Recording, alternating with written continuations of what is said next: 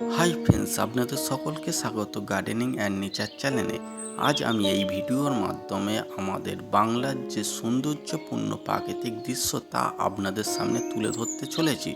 তো চলুন বন্ধুরা, দেখে আসি আমাদের এই বাংলার কিছু সুন্দর ফুল এবং প্রাকৃতিক দৃশ্য।